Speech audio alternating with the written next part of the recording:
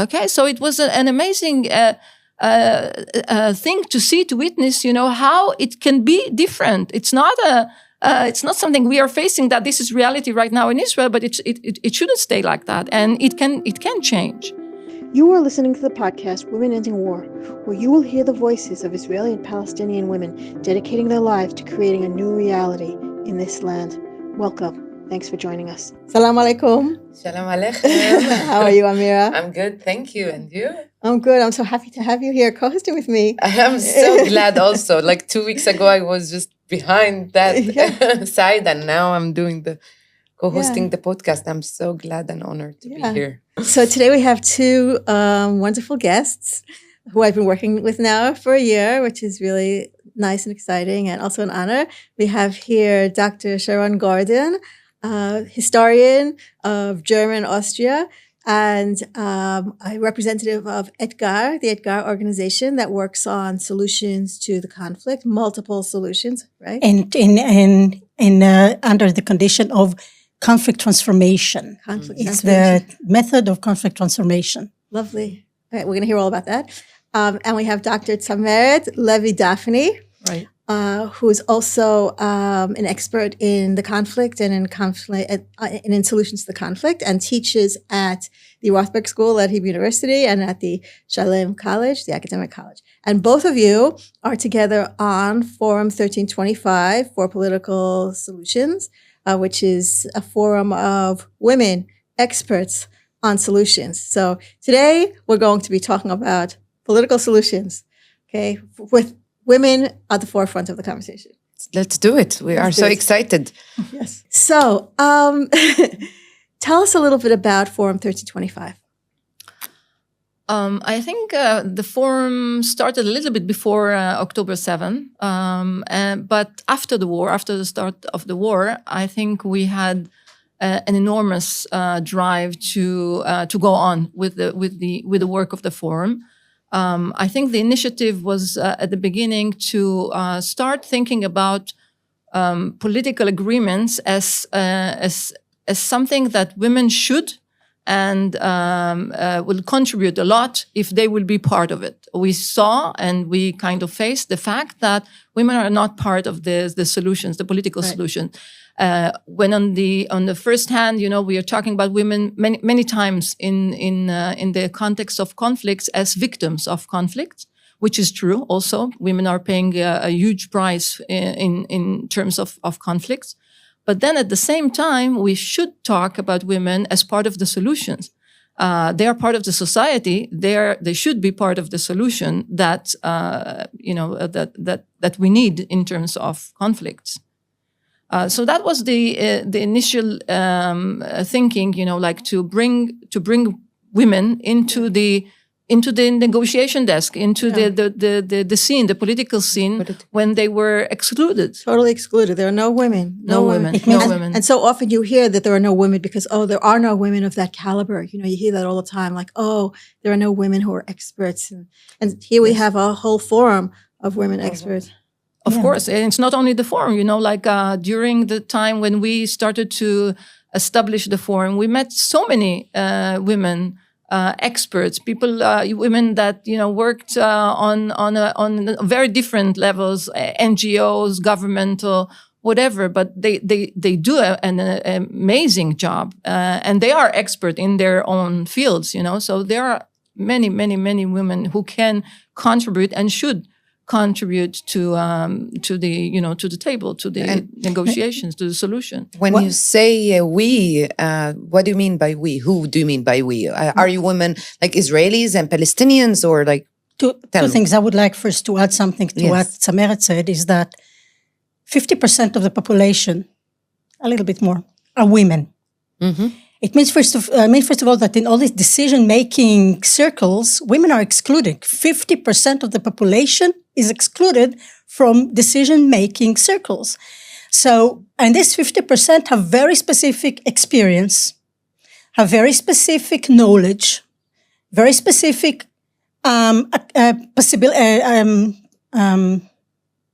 abilities that are actually lacking. So you're actually excluding a huge part of the conflict. So how can you make a decision-making?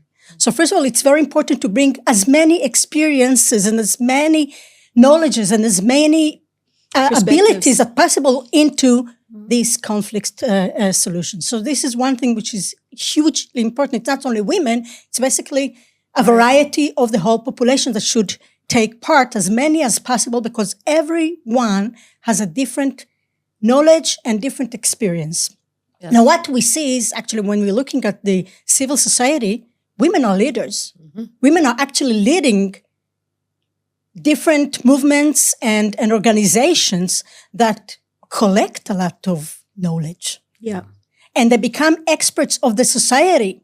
That's true. So how come that there is a huge wall between this leading part in the society and nearly zero part in the political decision-making sphere? So we think that for the better of everything, first of all, women are entitled and they have the right to take part of any part of the society and the politics. This is one thing, the rights. But more than that, how can you ignore all this huge experience, knowledge that women have to exude them from all this process of creating some peace, of getting peace orientation?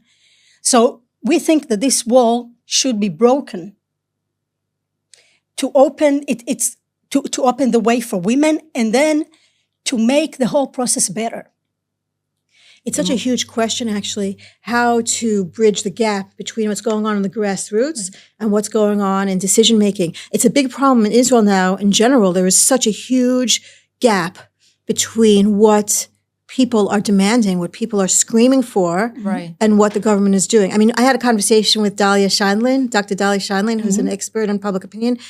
She does all these polls, and this is one of the things that she pointed out in that episode was that the government is so out of step with what people in the grassroots are demanding. Right. And so this is like a massive question. I don't know if it's in other countries also, but in Israel, it feels like there's such a huge, leap. Yeah. And so the gender piece is like one big piece of it. I also heard recently that something like 70% of all grassroots NGOs are led by women, something like that. And to go from there to zero around the table. There's 0 women in the security cabinet, 0 women going to Qatar and Egypt and Cairo and sitting around the zero. And we should remember that many women or many people who actually are active in these NGOs, in the civil society, people who earn nothing for it. Yeah. It's a huge, huge commitment. Yeah. Voluntarily, unlike people in politics, some of that actually earn their money from that. So you lose such a huge part of the society that can contribute. Yeah. And also we say that the more inclusive the agreement will be at the end, the more inclusive in terms of like people who are around the table, but also in terms of experiences, in terms of needs. The more the agreement will be sustainable. It will be and this brings us to answer your question. Who are we actually? Who are these women? Yes. Yeah. So first of all, they're Israelis. All women who are active in the Israeli society and in the Israeli state, they have Israeli citizens. They all the Israeli citizenship. Because what we strive for is to put the women in this political decision-making. So it means political decision-making, it has to be within Israeli circles, okay? Because this is where we want to make the impact. While when you make a Palestinian, I mean not in the sense of the identity, but the sense of what is your citizenship, it breaks this, it's against this goal, because our goal is to take a seat in the table of decision making.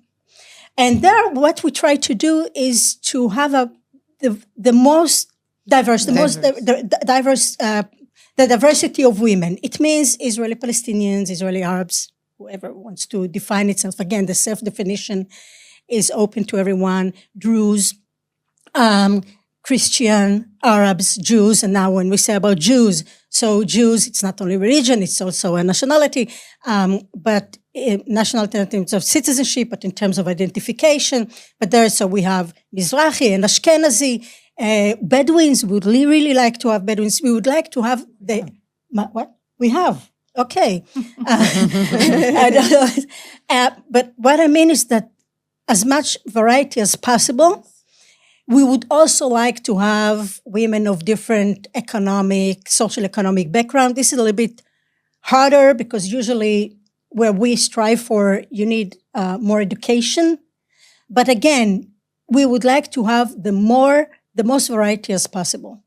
Even though, interestingly, about the socioeconomic thing, about striving for socioeconomic diversity, what's interesting is that even though, yes, the women around the table should be educated and expert in certain fields, a lot of women who are experts come from hard backgrounds or a variety of backgrounds and, pull themselves, quote unquote, pull themselves up from harsh socioeconomic backgrounds. So even if somebody doesn't look a particular way, you don't know what experiences they carry with them, especially women. Like we carry stuff, from, our past in lots of ways. So sometimes women carry diversity even in ways that aren't necessarily apparent. And also because, women were so often given the job of caretaking, we're given the job of like having to consider everybody's feelings all the time and having generations, we're often the sandwich. We look after the older and the younger so women carry diversity in that way also. Women are always thinking about, or typically, that's an overgeneralization. Okay. Right. It's not all women, but the way women are socialized, we are socialized to carry lots of different experiences with us. One thing is, again, we're talking also about periphery and center. Mm-hmm. We do have women from the periphery. It is very important. There is a very big difference between the experience of women who come from Jerusalem, Tel Aviv, the Golan Heights, from Beersheba in the south. So it is extremely also important because they meet other societies and they have different experiences. So this is also very important for the diversity. What about Israelis in the diaspora? For example, I know a big community who are Israelis who left Israel many years ago and they are abroad doing lots of activities. So would you include them, or if they want, is it open for them to, join you? I think yes, of course. It's open for every woman who is supporting or actually holds the same ideas of promoting and bringing women into the decision-making process. I think that what Sharon said before is that we are striving to create some impact on the Israeli society, which means that we need to bring these women. We are out of the game. Okay, let's face it. Okay, we are not there, as you said, zero presence everywhere. And also we have the gap that you were talking about, that most of us are working within the non-governmental level or academia and stuff like that. We are not close. We are not even closer to decision-making process. So we need to get over these gaps and to understand, how strategically we're working in order to bring us there, to bring us into the game. And now it's not easy because, we had lots of discussion, how do we do that? By the way, the gap between governmental and non-governmental is maybe here in Israel, you see that we are facing that, but it's not necessarily should stay like that. I've been to the Philippines a month ago, and one of the amazing things that I was witnessing is that the group of women that were really active in the peace process in 2010 and 2014, they were diverse in terms of occupation and expertise. Some of them were non-governmental, some of them were working within the government, and they were collaborating, and they were having an enormous solidarity between them. They created that. They created this kind of group, bringing the elder women brought the younger ones. Christians brought the Muslim. Okay, so it was an amazing thing to see, to witness. How it can be different. It's not something we are facing that this is reality right now in Israel, but it shouldn't stay like that, and it can change. So I think the forum that we initiated a few months ago is the goal is actually to make it as diverse as we can in terms of identity, like national identity, but also in terms of occupation, in terms of where is your day job, right? If it's a governmental or so, as much as diverse as we can, the more we can get over the challenge of being outside of the game, That's a very strong emotion experience that we were facing when the war started, right? 7 October. And then we felt like we are helpless, like we are watching, we are paying lots of prices because we are part of the war, whether you are a Palestinian or Israelis, but we cannot do anything. We can't okay, what's now? What are we going to do? That was a very strong feeling that actually drove us to do something. It pushed up because we already we were founded before, but always gave us more energy because we understood the huge gap between being actual actors. I mean, we're part of the story, but we can't change the story because of situations. So we want to change the story too, to have an impact on the way we write the story, not just to be actors in the story. And so let's talk about solutions. The forum is there to advance practical solutions. Right. So often we also hear, there's no peace because there are no partners, there are no solutions, all of that. And here you have a forum of people saying there are actors, there are partners, there are people who have solutions and are interested in implementing solutions. So the forum talks about 4+ solutions. I've heard Dora say that. Dora, one of the founders, Dora Bender, she says we have 4+ solutions. I would say that first of all, one important thing in this forum. It's not that it's women. One new thing we bring into the map of the discourse is the fact that, people think about solution that there is only one solution, two-state solution. It might be a solution, but we all know right now, even if you talk to people in the situation, that it's problematic. The thing is that what we bring is the idea that there are various possibilities for solutions. It doesn't have to be necessarily two-state solution. So what we bring to the discourse, again, it's because we bring it from the root grassroots. No problem. That we can speak about the spectrum of solutions that run from, on one side, two-state solution, that, you can't, if you want to speak to someone from the EU or from a different way, no. We can't hear, we listen only to two-state solution. And in the other edge, you have one-state solution. In between, there is a gray zone. So I would say that there are two, again, if we want to speak about very clear forms, so we can speak in two-state solution. It means that we're two separate sovereign states with that each one of the states is for its own. And then we can have a confederation. And what is a confederation? Confederation is two states that are sovereign states, but still have a very strong legal, economic, and even international ties. Today, the only case that exists is the European Union. I know that right now it doesn't seem to be in the best shape, but it works. If you think about Germany and France, what happened before, the ages of bloodshed, hundreds of years of bloodshed. And they are today tied with each other in a way that I don't see a German zit or a French zit or whatever. Okay, so it works. It works well. And then we speak about federation, which is closer to one-state solution, but it's not a unitary state. It means federation, we have many states. The United States is a federation. It means that it's a sovereign state, but still, each state, they have huge autonomy. And then Austria is, again, a federation, a little bit weaker. It means that there are various levels of being a federation. And we have federations that are multinational. I think that Belgium is a great example. That's true. Okay, it's a binational federation. Or if we take Switzerland, we said we're not Switzerland, but we wish to be Switzerland. There are 4 languages. It's a good example. It's a good example. 4 languages with a very strong autonomous. So it means there are various levels, and it's organic. It's created organic. We don't know, and the basic idea that we don't really know how we will look like in 30 years.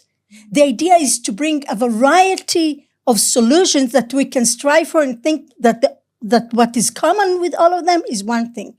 We're talking about very clear values: equality, respect, human rights, freedom, democracy, which is part justice. of Justice.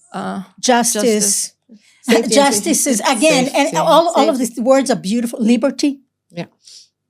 Personal liberty, identity, the right for identity. Definitely. Right, the right for self-determination. And the self-determination, this is something we really, really have to put, because since 1918, the end of the First World War, we were raised to think that self-definition, there is only one way to have self-definition, with a nation state. It has to be identical to the nation state.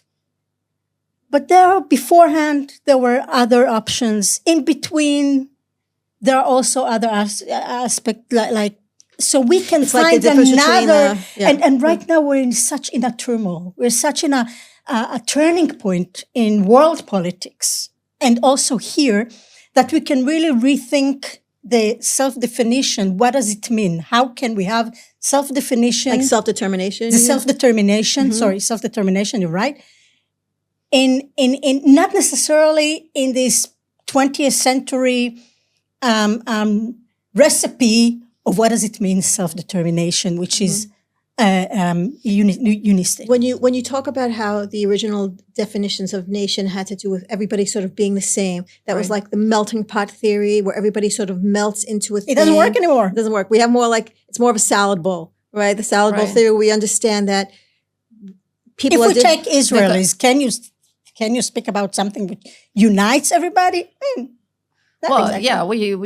We tend to think, but it's like we see that unity here is a little problematic. But it's not only in Israel, okay? You take Turkey, for example. You take every country, every nation state. Yeah. We have this inherent tension between the populations, and that creates this kind of, conflicts within the state. But I think what changed maybe along the years in this last century is that if in the beginning the state as a structure was a very solid and very strong idea of talking about the state, putting the state in the middle, making it the most important thing, the state, right, the structure. I think now we are going into direction of putting the humans, the people themselves in the middle, and thinking about them, what's important for them, what will bring them well-being. How is it to be, how is it to be part of a state that you as an individual, as a citizenship, is grown to be to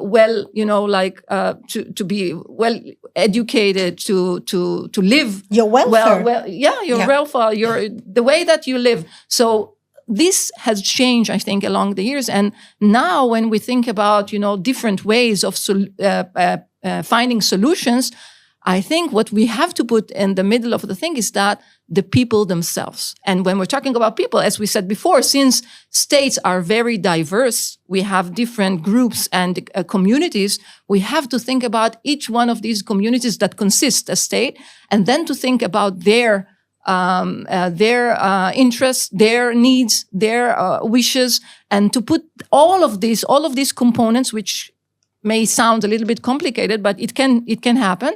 And to create the agreement, not for the sake of the state, but for the sake of the people. But then here comes my question for you. So if you are Israeli woman with all this diversity in your group, what about the Palestinian voice? So if you want a solution, you need to speak with the Palestinians. The Palestinians who are living in Gaza, the Palestinians who are living in the diaspora, the Palestinians who are living in the West Bank. Where comes their turn. This is definitely, first of all our organizations and women, we all work together with Palestinians in the territories. And in Gaza, it's a little bit harder, but in the territories. And this is, of course, the way that, because we are a forum of a variety of organizations. So this is very important. But the aim of this specific organization, of this specific forum, is to bring women into the table. Okay. So these women who come to the table, what kind of expertise they have? One of the expertise is what is the connection between Palestinians. Okay. So in this way, they bring the Palestinians, say, hey, we want to make peace with the Palestinians, or we want to come to terms with the Palestinians. Everything we know what's going on there because we are in touch with these. Yeah, and we're working with them. So, we're doing activities with them. Yeah, but there is something very important to say. One thing is that the importance of this variety of thinking of different solutions, again, is because there is no perfect solution. I would say this: the conflict is not going to disappear. That's true. Resentments are going on in the world for ages, but it does not have to be a violent conflict, and it does not have to be a total separation. We have it all over. Do you think that in Europe, Germans and French who speak to each other don't have a little bit like jokes with a little bit of resentment? All the time, actually. All the time. So I wish it would be this kind of, making jokes about you in the future while eating hummus and falafel together on the beach in Jaffa. There is also something very productive with this kind of sometimes disagreements. Disagreements make a creation of something new. And I want to bring here a specific term. This is what challenge, Etgar, my organization. It works for conflict transformation. Conflict transformation says there is no solution, conflict solution or conflict arrangement, everything. We try to change the conflict from within. And there are many ways and everything. The thing is that we want to change it from a violent conflict to a productive conflict, okay? So it's a different way. We're not saying we're going to something which solves the problems now. So, and many things are happening through the time, but you always have to keep your mind open for various ways to handle this conflict in order to change it. And there are many people who criticize the Oslo Agreement with all its hope and all really, I can't not praise this Oslo Agreement because it was a breakthrough with all the problems that came afterwards. One thing that they didn't listen to the people. And one important thing that you said, okay, we're creating two states, the Palestinians in the territories and the Jews in where Israel is, within the Green Line. And that means is that they deny Jews from their relations and connections to Hebron and to Nablus, their historical and emotional relations. And they also deny the Palestinians from their relations to the historical, Haifa and Jaffa and many other places. The thing is that emotionally and from the identity, the whole land is part of the identity of each of the people. That's true. So how do you create that? So all this... I always talk about how, Eva wears a map. Mm-hmm. She wears a map of the land, which is the exact same map that some of my Israeli friends wear. Mm-hmm. Right? It's the exact same piece of land. It's the same map that's on the JNF blue boxes. Everybody has the same picture of the same land, and each one, it's the whole land. It's not divided in half. Everybody wants all of it. But the thing that usually when you see the whole land, usually when you see this map, you think that one wants to deny the other. No. Like from the river of the sea became a slogan for denying the Jews from the part. Right now, what happens in the world. So our idea is different. We want to try with all this gray area between one state or two-state solution runs a whole gray area to find a way to give the right of these two people for the identification with this piece of land. So this is just one part of the idea of what does it mean to give the place for the people, for their identity, for their consciousness, for the feelings, to be part of the solution. We can't ignore that. And what are your feelings about like the possibility of really getting into these negotiations? You know, we hear this all around. We hear the Palestinians say there are no partners and Israelis say there are no partners. Everybody says, oh no, it's their fault. Everybody like blames someone else. But you hear this idea, there's no partner everywhere. And so it feels like there's all of this pressure to not even even try. Right. And it's so interesting because I said to you just this week, a couple of days ago, I heard on the radio for the first time on the news where you had a government representative saying something about two-state solution. It might have been actually somebody from the EU now that I think about it, but somebody said something about, we are fully committed to this two-state solution. And I was thinking, wow, we haven't heard even a discussion, even a mention of the two-state solution in like years. Right. I mean, years. And so I thought, oh, the fact that it's even here on in the public discourse is already a step forward. But then I'm like, two-state solution, that feels so already old. That's like 20 years old at this point. You know, that there have been so many developments within these forums, within the grassroots forums, the people who are really thinking and working and analyzing and bringing their expertise in their work to find real solutions. And again, getting back to that gap, you know, so, but there's this huge gap of like, well, so is it true that there are no partners, or is it true that we just don't have leadership that are willing to do the work? Exactly. I want to answer that, and then I will let you answer also. But I think as a Palestinian, there are partners. Definitely there are partners, but they are not seen first, and the leaders don't want them to be seen. Right. So that's why, like, I go to many meetings where Israelis and Palestinians are sitting and talking, and like really the real talk, the solution talk, like what can we do, how we can solve this issue. 14 million people are not moving away. We need to find a solution for everyone, for the Palestinian, for the refugee, for the Israeli, for the settler, for everyone. So there are leaders. It's just we need to bring them up. We need to make their voices, heard more. And that's our turn, I think, here as like women, as civil society organizations, to really bring them to the public more and more and more. One thing that I think that thank you very much. I think you're right. I agree with you. One thing that we see in the last 15 months is that so many initiatives, local initiatives, grassroots initiatives, many initiatives. Ours is one of these. That people can no longer wait for the leaders to do the work. They want to do it themselves, and they want to affect what's going on. So there is a gap, and people are talking, like the public level, the public opinion level. You hear that. You hear a lot of there is no partners, no peace with Palestinians. Hamas isn't something that you cannot put on at the same level as peace. Many things very despairing. Like people are in a huge despair. And they lost a lot of trust. They lost many things. They are traumatic, and I'm talking about both sides, of course. With the war in Gaza, with the things that was happening in October 7th. But behind the, behind the scene, behind what's going on the, on the media, on the formal media, there are so many initiatives, so many people who are really wishing for something else, for a different reality.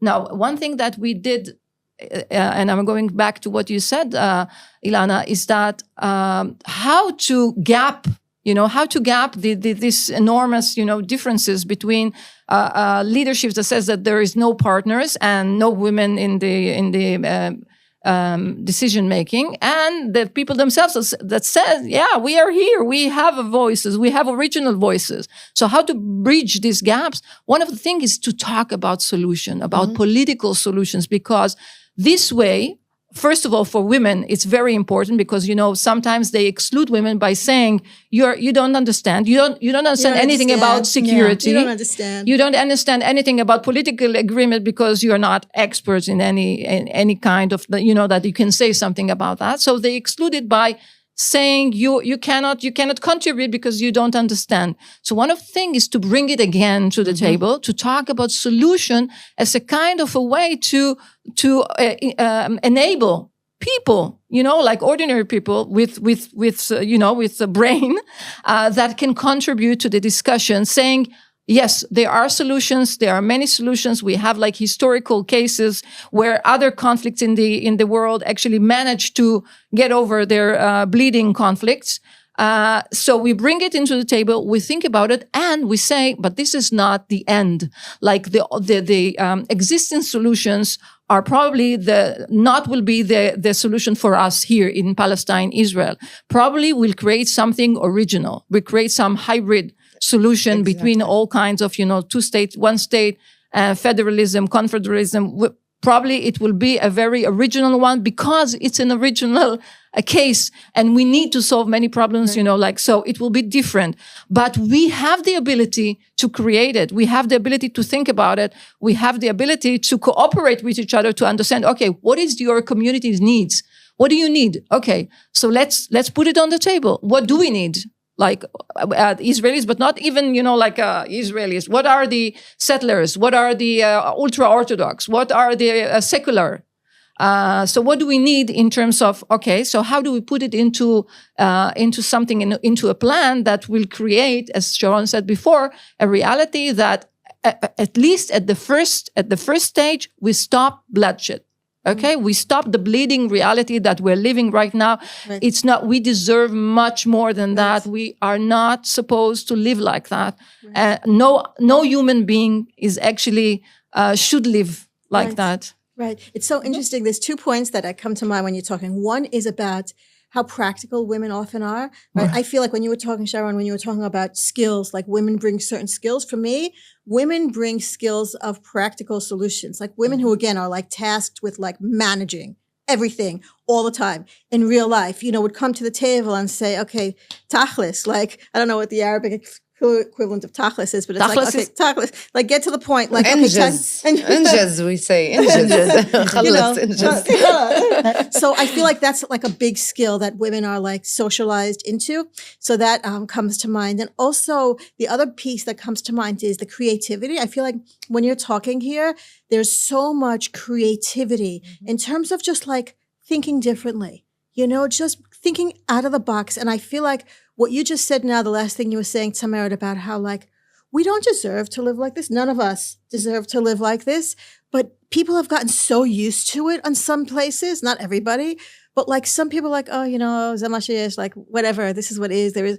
And it's like, you have to think creatively. Like we talk a lot about empathy. Like, yes, you have to think empathetically and you have to think about solutions, but you also have to be able to like imagine a different reality than the one that you're faced with. And I feel like this is also one of the part of the damage that October 7th has done. Like October 7th has done like many forms of damage on many different levels. But one of them is it feels like it has instilled in a lot of people this idea like, oh, it's always going to be bad here and it's going to be forever and there's no choices and here what we're saying is like, get out of your brain, get out of your reality.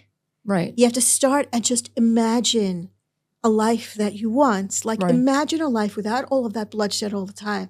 Right. So that feels like also something that like women are bringing to the table. Women are bringing creativity. Women are bringing a value of life because also women are so often the caretakers, we're responsible for life, these things are not abstract.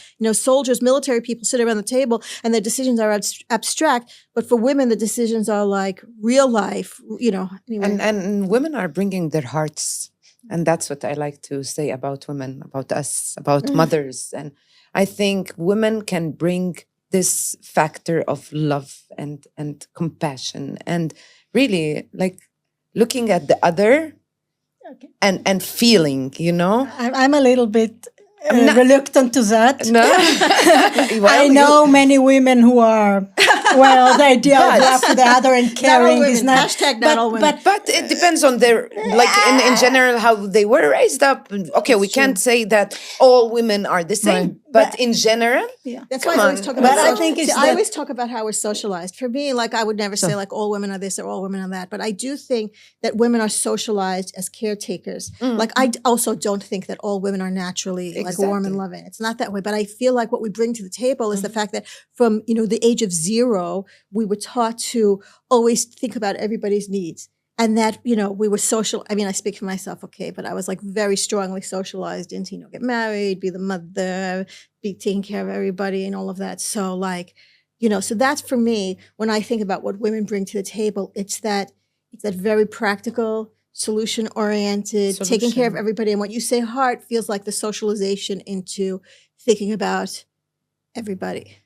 I wanted to add something before we started to speak about women. Okay, yeah. Go ahead, sorry.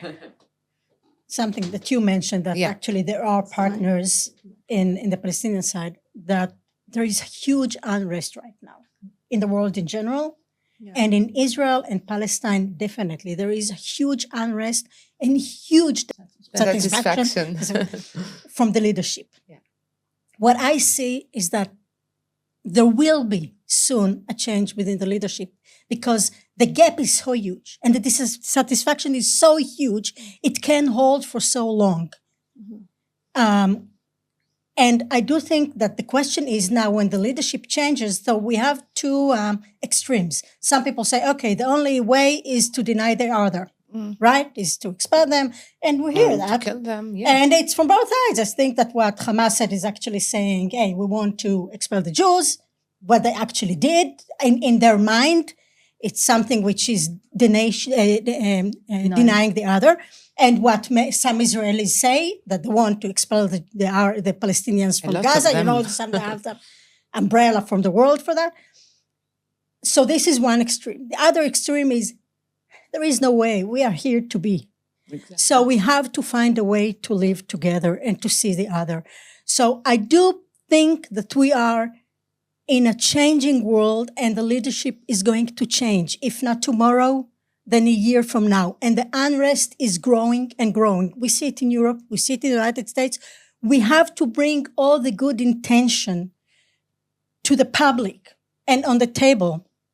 And in this way, this is what we're trying to do, to bring variety of ideas in order to help this unrest to create a better reality. Yeah. Not to leave it to the hand of those who want or you or us, but rather you and us together. And us. So this is why it's so important, because it is also an opportunity, what's going on right now. And we have to remember the opportunity will happen only if we keep the better options all the time in the discourse. That brings me to another point that I wanted to make, is that there is one thing to get into a political agreement. This is something that we are striving for, right? Like to get at least, the 0 level, that no bloodshed, no bleeding reality. But there is also other more deep process that we have to go through. Whether if we achieve, first of all, the first stage of the agreement, we have to go into a deeper processes of forgiveness, of trust, of all kinds of hope, of things that you mentioned them before. And this has nothing to do with the agreement itself. Okay. The agreement just set the stage for creating, bringing the ability, or maybe enabling us to create something different. Now the hope, actually, I find it also among men as well. In the last 15 months, for example, one of a very dear friend, a very dear person who is really striving for peace right now, bringing the word peace into the table, is Maoz, you probably heard of. Course. So we see that everywhere, like people on the one hand despair and like the lack of trust, and people are really getting into the extremes of hate and resentment and all these very difficult emotions. But on the other hand, we see lots of people who are talking about hope, talking about peace, bringing the idea of solution to the table. So we see that. So what we have in front of us is the potential. Okay, whether it goes that way or that way, we don't know. I think as people who are peace seekers or peace lovers, we have to choose the other way, like to bring the vision, to bring the hope, to bring the world, like into the horizon and to think, okay, we are going that way. Yes, reality looks very bad. Reality looks really, like when difficult, very difficult. But we have to hold the vision somewhere there, because then we know where to go to. Otherwise, we won't get there. This is conflict transformation. Yes. So we have to wrap up. I want to know if you want to have just a last question, which is, if you were sitting around the table, I hope one day both of you are sitting around the table, working on decision making for the future of the country. That would be beautiful. That's my blessing for us today, all of us. And you also, Mira, Inshallah. Of course. Inshallah, yes. For me. What would you do first? What would you strive for first if you were sitting around the table right now? That's a very difficult question. I think maybe what I said before is that it's not one thing to bring to the table, but maybe the attitude, the thing that I was talking about before, about bringing people and their needs to the table. The people themselves, humanity. Okay, this is something that I will strive for. Inshallah. Inshallah. That's What about you? Well, there are so many aspects, and each aspect is so important. The fear and the hostility and the suspicion between people is huge. And my question is always, how can we reduce it to a way that people can really be with each other without these emotions? So obviously, first of all, we're talking about after we get a kind of ceasefire, in which way we can change that. I believe that doing things together, not talking to each other, doing together is the main important thing. And I saw many cases of people who you would expect them to be in one political stream, and all of a sudden they're working with Palestinians just because they were doing things together. I'm talking more about nature, things about nature, because, birds don't know where the border is. So you really have to work with Palestinians, and they become kind of peace activists, maybe in the way that we created, but about working with Palestinians. I'm talking about Professor Yossi Leshem, but many other cases. So I think that I would try to create as much co-working, co-doing, cooperation in very practical things. And then people see each other and work together for a better future. For one little thing, just to make the fact the birds won't eat your grass, you create a better future. That's beautiful. Thank you. That's beautiful. What about you, Amira? Do you want to have a final? For me, Yes. Yes. Oh, you want to hear my opinion? Yes, Okay, of course. so Yes. I totally 100% agree with both of you on what you said. But I really want to bring reconciliation to the table. Reconciliation, and before reconciliation, in one step, we need to bring justice for everyone on the table. And justice has many layers, but let's bring justice, then reconciliation, and then trauma and healing. And that's how I will bring people together. So Nice. really on those levels. Inshallah, you should all be in places where you have the power and influence that we all need. Thank you. Thank you very much. Thank you. So much. That was really beautiful. Yes, Thank you very too. much. Very much for inviting us. Yeah. Pleasure. Thank you. You've been listening to the podcast Women Ending War. If you like this, please subscribe, share, like, and comment. Links to our channels on YouTube, Spotify, and Apple are below. Follow us on Facebook, Instagram, and Substack. In peace, salam, and shalom.